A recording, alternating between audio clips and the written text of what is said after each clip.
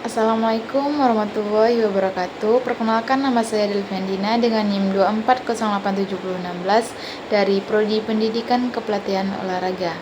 Nah, di sini saya akan mempresentasikan tentang kejenuhan dalam belajar. Nah, apa sih itu kejenuhan dalam belajar? Yaitu kondisi emosional dan fisik yang dialami oleh siswa ketika mereka merasa bosan, lesu, lelah, dan kehilangan motivasi dalam menjalani proses pembelajaran.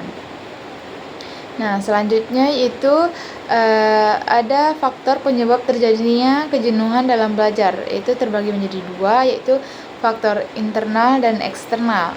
Nah, faktor internal yang pertama yaitu adanya kelelahan fisik, di mana setiap siswa menghadapi jadwal yang padat dan waktu yang kurang cukup, mereka akan merasa jenuh, bosan, dan tidak mampu bekerja secara optimal.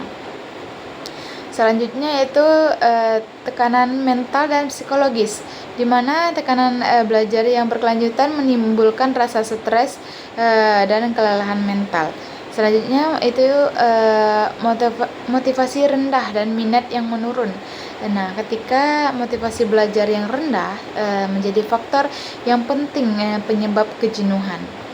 Nah, selanjutnya yaitu kemampuan mengatur diri yang kurang. Siswa yang tidak memiliki keterampilan belajar efektif dan manajemen waktu yang baik akan merasa kewalahan menghadapi tugas-tugas mereka.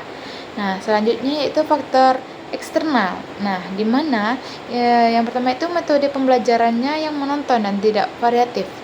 Nah, guru hanya menggunakan metode yang misalnya cara penyampaian materi saja, tidak ada sedikit variasi atau media pembelajaran akan menyebabkan siswa merasa bosan. Nah, selanjutnya itu beban akademik yang berlebihan. Nah, di mana tuntutan tugas yang terlalu banyak, ujian yang sering, serta materi pembelajarannya sulit dapat menjadi beban berat bagi siswa. Nah, selanjutnya itu lingkungan belajar yang tidak mendukung.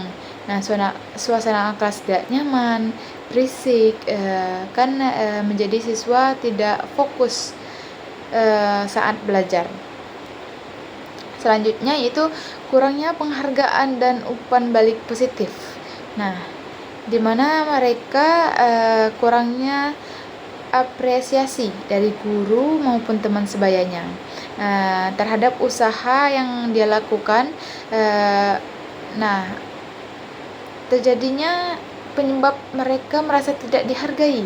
Ini berdampak negatif pada siswa tersebut.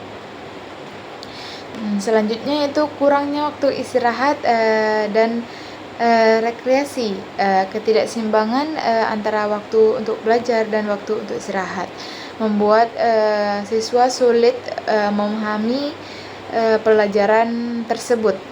Nah, selanjutnya yaitu adanya upaya pendidik dalam mencegah dan mengatasi kejenuhan dalam belajar, yaitu menerapkan variasi metode dan media pembelajaran, memberikan breaking pembelajaran yang seimbang, dan menciptakan lingkungan kelas yang nyaman dan mendukung. Nah, selanjutnya itu menyesuaikan beban tugas dengan kemampuan siswa. Selanjutnya yaitu memberi umpan balik positif dan penghargaan, meningkatkan keterlibatan dan tanggung jawab siswa. Nah, selanjutnya itu yang terakhir itu kesimpulan.